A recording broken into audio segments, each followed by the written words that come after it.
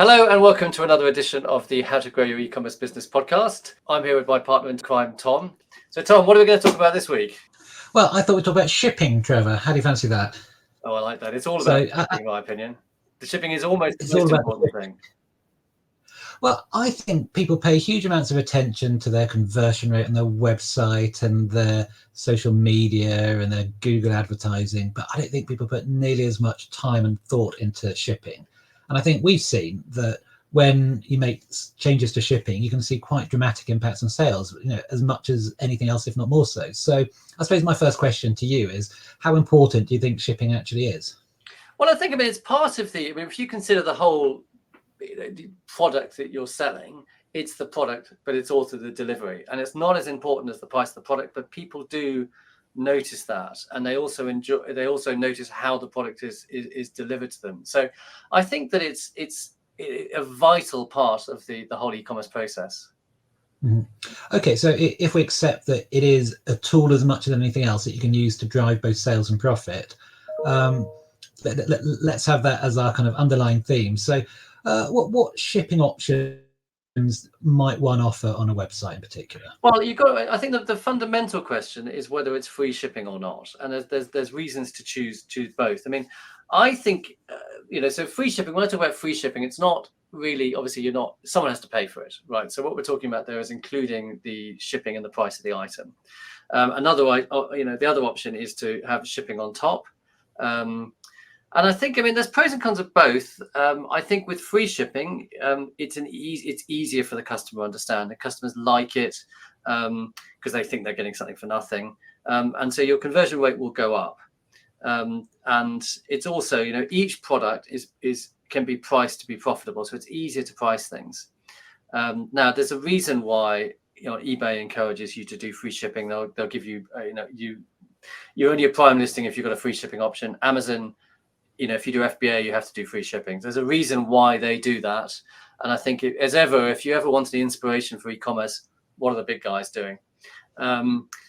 So the other option is to have either, a charge for shipping or have free shipping over a particular threshold. So the disadvantage of having free shipping is disadvantage for advantage, it does make all the products more expensive. So you have to add that shipping in.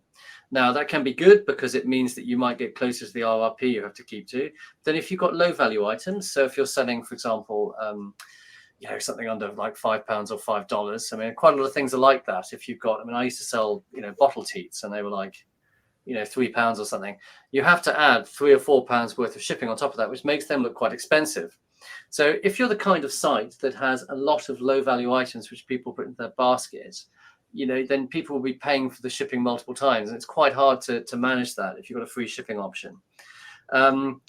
The other thing is that people do is they have free shipping over a particular threshold, which gets around this kind of this thing of, the shipping making these low value items expensive. And so, people do it $30, $50, $100 or something like that.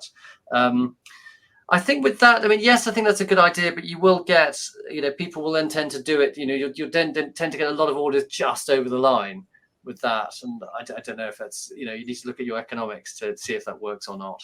So I think when you're forcing people to do something they don't necessarily want to do, I don't think that's necessarily the best way of working.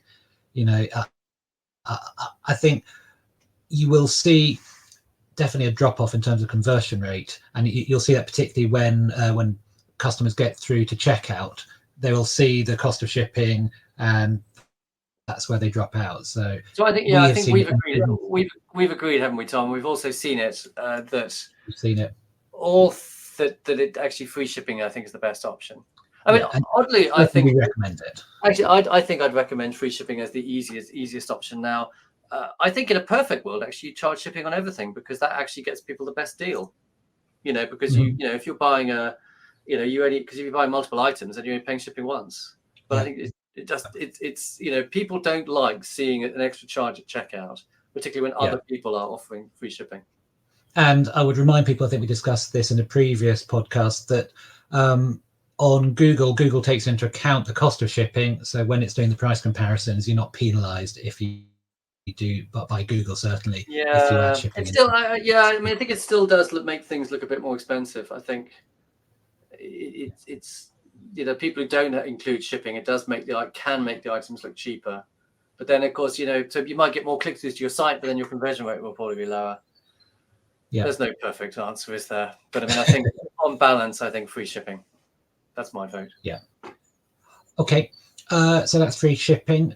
Standard versus express. Where do you stand on that? Well, I think it's important I think it's important on a website to have two levels of shipping, because you've got you've got customers who just want to get it slowly and want to get the best price. And you've got people for whom they just want to get it quickly and they're happy to pay extra for that. So I would recommend having a standard service, which is like, say, a week or something like that, and then an express service, which you charge for. Now, I was talking to someone the other day and they were saying, what we do is we just do, next day delivery and everything.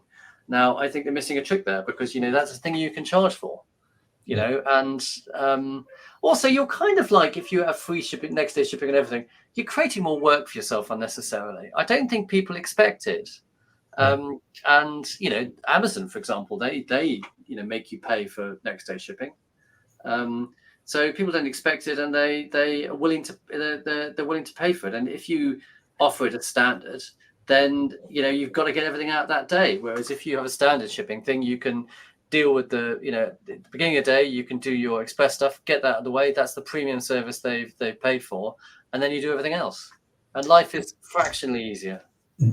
Everyone makes their own kind of trade-off between speed and price, or speed and also price and quality. So people are always making these trade-offs, and if you only force them down one route, you're not allowing people to choose what's most important to them. Some people would prefer a slower but cheaper product, others are faster but quicker. So I think give them the choice.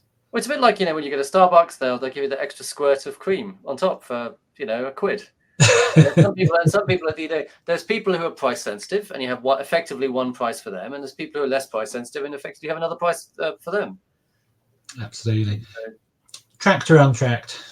Okay, well, this is another thing. I think, it's moving. Everything's moving towards tracked, if it already hasn't really got there. Obviously tracked is more expensive, but I think that almost everything's tracked these days. Though on Raw Mail, you do have that. It's not tracked, but it's kind of different levels of tracked. So you have tracked where you can see where the package is, and you have tracked where it just is a kind of like a delivery scan. So they scan it when they take it in, and they scan it when it's delivered. I think it really depends on I think you need something, particularly if you're doing domestically, you need some sort of tracked, scan confirmation. And I think people expect that. I think internationally, I certainly used to send a lot of things untracked internationally because it was so much cheaper. But I think if you can possibly do it, send it via the best track service you can. But then, if you want to send, then it's a price thing. People don't want to, are people going to want to pay for it or not? Yeah. Cheaper things, send them via a kind of a, confirmed delivery thing. More expensive, send them via a proper tracked service. So while we're talking about cost, have you got any thoughts about choosing a courier service? Okay. I would say that, depending on, presuming we're talking about website sales, so we're not talking about, fulfillment houses and stuff like that. I think Raw Mail is good for the money, and the Raw Mail tracked is good. I think that, someone in a Raw Mail van turns up and they've got Raw Mail uniform and stuff. Whereas other things like you've got someone will turn up and it's just some guy in a white van. And it's a bit, concerning, just giving these people so much stuff, and they just kind of, waltz off with it. My experience with things like, these cheaper carriers is that they will just shove stuff over the fence in a way that you just don't get with Raw Mail. Yeah. So our experience has suggested that with couriers, you pay a bit more and you get more in terms of just quality of delivery service. Well, something particularly in the UK, which is what I know about. Something like Every or what's the other one? Yodel will be 10% cheaper, but you'll get far more problems. Yeah. And they will just shove it over the fence. And that will manifest itself as customer service issues. So it'll mean what you save in terms of shipping, you'll probably spend in terms of, employing more customer service people. We used to ban this. What will happen is people will say, that they got thrown over the fence. And at what point do you have far more problems. Like, well, I personally sent something. It was via eBay. It went via Yodel, and they left it. It was a block of flats, and they left it just left it by the doorway of the block of flats, and it wasn't. This person said they didn't get it. It's like, well, I don't know. It's just like there's so many more things like that happen with like things like Yodel. Mm-hmm. But then lots of people, I don't know, it's cheaper. I mean, I don't know anyway. Okay. No right answer. Well, what about shipping internationally? I mean, we talk about expanding international sales as a great way of growing sales, but the hardest part can often be getting the stuff physically to the customer. So you've got a number of options here, right? I mean, obviously, if you do, I think you should strive to make your international delivery the same as if they're getting it domestically. So, I mean, there's different options. One is but then you've got the kind of complexity side of things. So it's undoubtedly easier just to have a single warehouse and just ship it all from wherever your nexus is, right? Now, imagine that's the UK. You have the thing as you're shipping into the EU or wherever. I mean, it used to be a lot easier before Brexit. A lot of stuff gets stuck at customs now. It never used to do that. So you've got different options. You can send it via a track service, and that can be quite a lot more expensive. And actually, a lot of these track services aren't that great. Or you could send it via like a DPD or something, which is much better, but then much more expensive. I think if you can possibly do, I think if your volumes are low, or if somehow you can get a good service, I think it's easier to do it from from your home warehouse. I think if you can possibly do it, use a fulfillment house and ship it over, because it's just that local delivery is just that much better, and ideally you would have like free shipping in each country you do it from, because that's what people expect. Well, you've got the added complication post-Brexit of the whole VAT system. So if you're selling products that are more than 150 euros, then there is duty collectible on those by the person who buys it. And if you're shipping from the UK, and people really hate that, they order a product and then they get stung for duty as well. So you can do like a reverse charge thing on that, but it is difficult. So one way around is you ship your product to a provider, a third-party logistics warehouse somewhere in Europe, and you sort out the duty as you're shipping it, and then you can ship directly to consumers from there, and that can be an option, but it adds to cost without a doubt. Yeah, I mean it's easy. Well, we're going to talk about Amazon in a minute, but well, should we talk about Amazon now? Yes, let's talk about Amazon now. Obviously, yeah. So, I mean, obviously, if you're an Amazon seller, and most people are, then you can use pan-European FBA, which means you can deliver into a single warehouse in Europe and have it available, Prime eligible throughout the whole of the EU.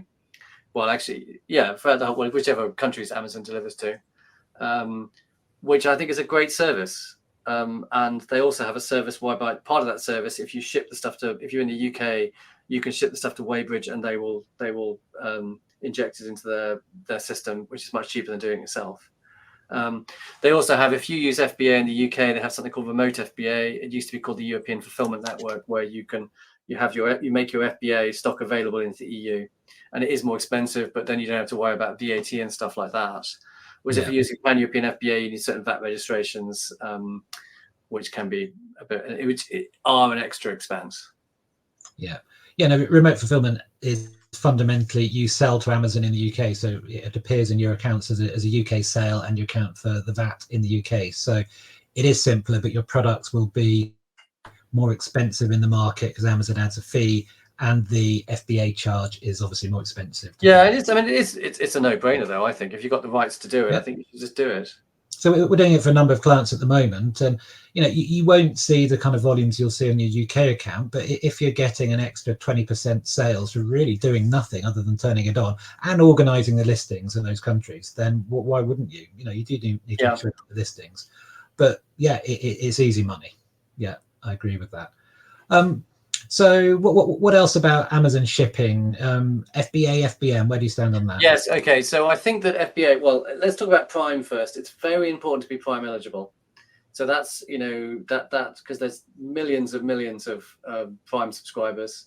Actually, I'm not even going to bother explaining what Prime is. And they are, if your products are Prime eligible, your sales, what do you think? I mean, they double probably. Well, when A we used to lot. turn our Prime badge on and off, it was about 80% the uplift, you know, Is it that much? It's or a the lot. yeah. It's a So pretty lot. well call it doubling or halving if you turn your Prime badge off. Yeah. So, So and that's a combination of speed and price of delivery. So yeah, yeah, so I think, I mean, so there's different options. If you're selling something on Amazon, you can be fulfilled by merchant, which is FBM, and you can use fulfilled by Amazon, which is FBA, and FBA is where it goes into the Amazon's warehouse. Now, obviously, the benefit of doing FBM is you can just do it from your own warehouse. You don't need to bother with the fiddly Amazon, creating the fiddly Amazon shipments, which is a bit of a pain, like everything on Amazon. But there's two reasons to use FBA. One is the sales uplift, and secondly, it's actually cheaper. I mean, if you're sending an item via Warmail 24 or something like that, or even 48, and you're sending it to an Amazon customer, it's actually Amazon can do that cheaper than you can do it yourself, particularly when you take into account pick and pack and the packaging. Yeah. And I think that up to about 2 kilos, I think it's cheaper. And you get that Prime eligibility. So I think if you're serious about Amazon sales, then I think you need to be an FBA. Yeah, and the difference can be quite a lot. So I mean, when we did it, it was roughly £1 when we did a big switch in terms of cost. But if you translate that into price, by the time you add on your margin, VAT, Amazon's fees, then you can actually reduce your price by £2. And if you're selling competitively against other people in the same ASIN, that's an awful lot. That's enough to get you a load more of the buy box. Just keep the money for yourself. Keep the profit. Yeah. Yeah. And we do see, with clients where they're selling the same SKU, both FBA and FBM, the FBA SKU tends to outsell FBM by 3 or 4 to 1. So there's FBA SKUs. I mean, the thing, FBA SKUs do get precedence. They will rank higher in the for the buy box. They'll get my high buy box percentage. And the other thing is that people will actually there's a button where you can choose is Prime eligible, and therefore if you're not Prime eligible, it'll filter those things out.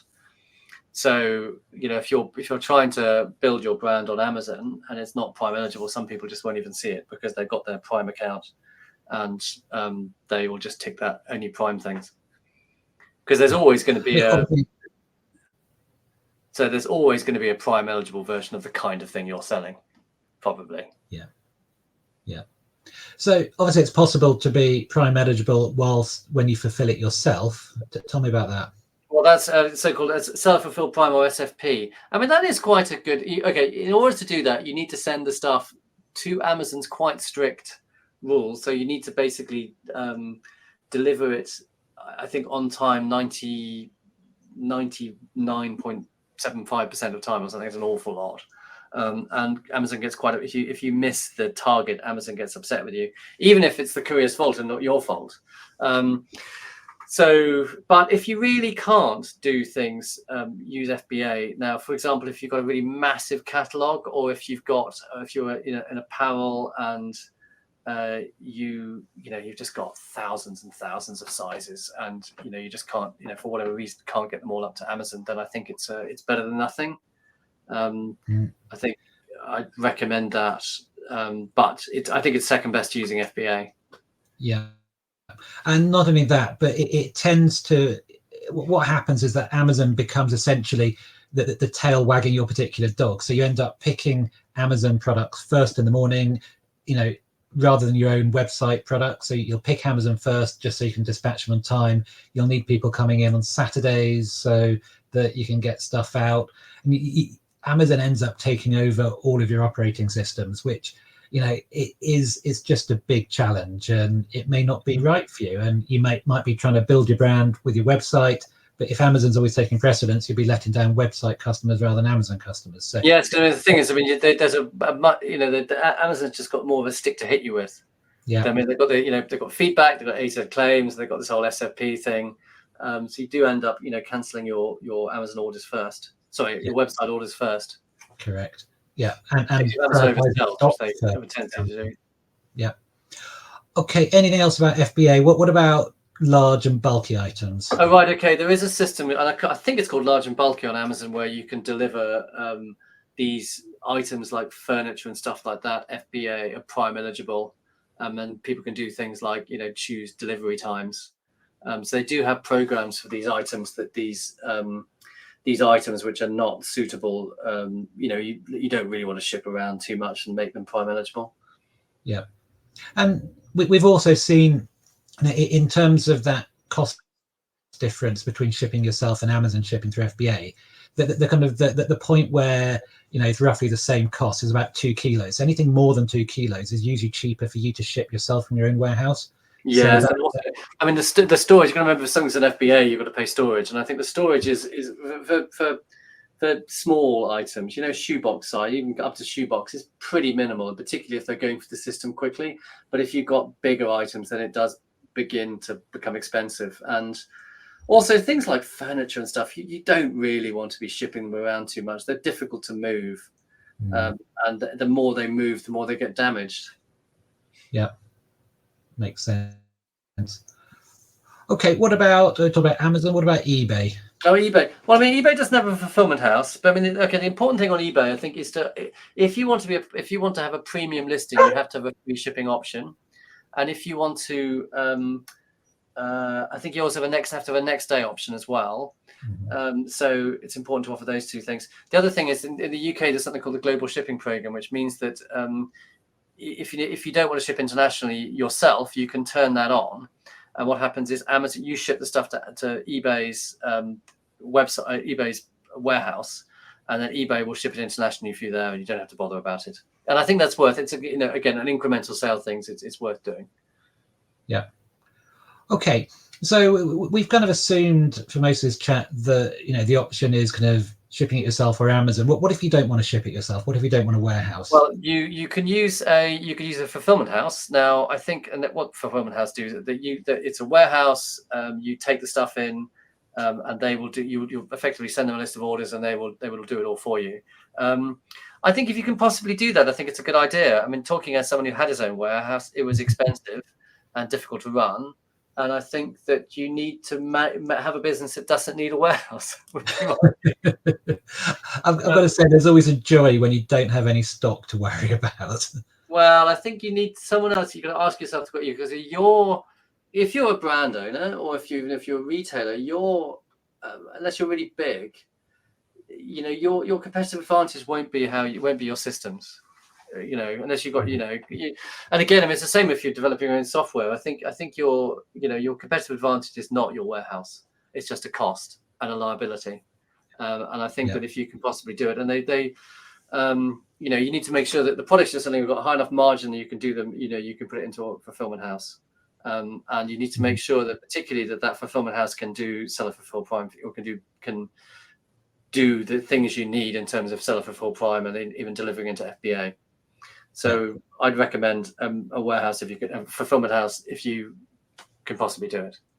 Essentially, it takes a fixed cost and turns it into a variable cost. So your shipping cost then is in relation to your sales. If your sales go up or down, it doesn't have an overly dramatic impact. I mean, Amazon does have something called multi-channel fulfillment, where you can do fulfillment from Amazon warehouse. Now, it is much more. They give you very good rates if you do Amazon fulfillment. They give you much worse rates if you do use MCF. But it still might be worth it because you've only got $1 stock then.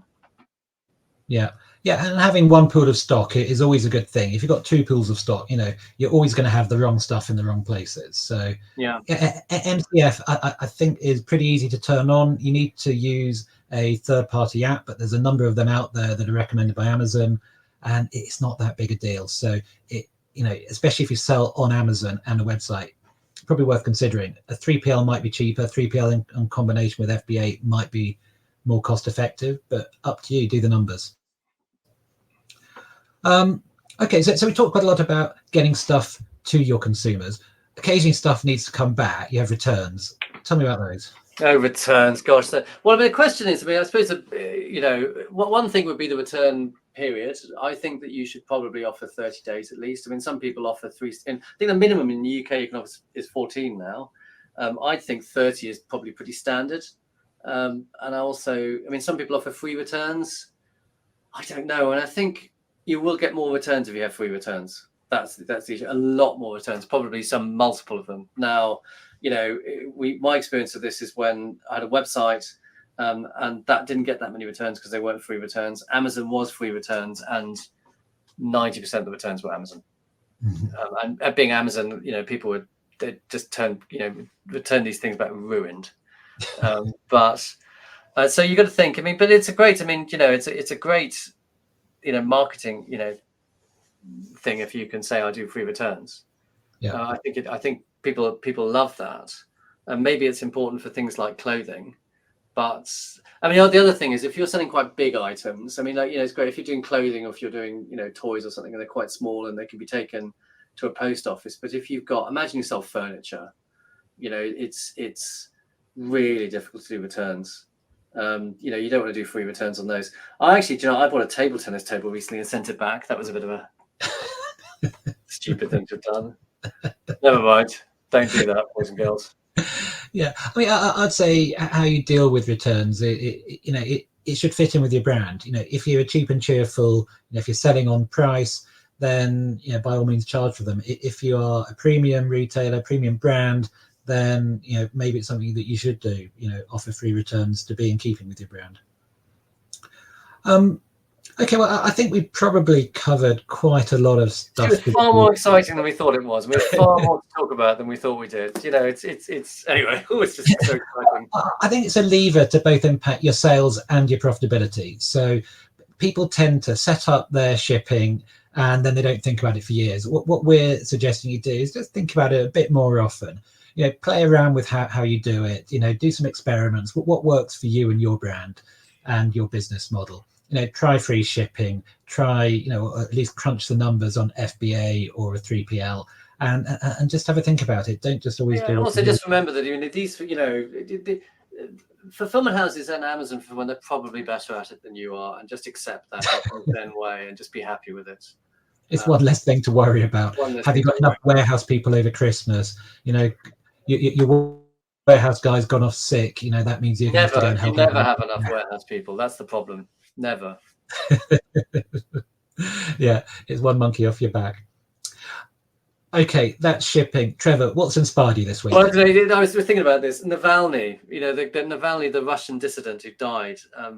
He wrote a book recently, which I haven't read yet, but I did see the movie about him. He did one called Navalny, which was particularly about how he got poisoned, and then he ended up in Germany. And then one of the things he did was he then rang up. They found out who had poisoned him, and he rang them up. And it's the most jaw-dropping piece of TV I've ever seen. I just cannot recommend watching it enough. But I mean, he's also the bravest man that ever lived, and a real inspiration to us all. He's far braver than me. I mean, quite why he went back to Russia is a bit of a mystery to me. He chose to go back to Russia knowing that he was going to die. Yeah, he's the bravest man. Anyway, inspirational that is. Tom? Yeah. I almost don't want to talk about it. So my dog's barking just to prove that we're not AI generated. My dog's barking. Yes. So my inspiration, it doesn't even compare. But, Go on, then, nothing ever does. But I harvested the chilies I grew this week and turned them into chili excellent. Well, that's good. That's good. So that's tending your garden. That's. Well, I'm not a big gardener, but I am interested in food, as you can't see my full girth, but those who know. And there's something very satisfying about growing your own stuff and eating it. And you had that chili. You had that clam and pork stew, didn't you, the other day? Oh, I was telling you about that. Yes, on a holiday to Portugal, it was called Puerco Alentejano, which is pork from the Alentejano region of Portugal, which nice. Slow-cooked pork and clams, and it was delicious. So actually, do you know what? In order to make this, I bought some pork and I bought some clams. Oh, have you? Are you going to go for it? I'm going to make it. Yeah, I'm going to make it. So. Well, you need to bring some in for me. Quite. Toodle pip, everyone. Thanks everyone. See you next week. See you next week. Bye. Bye.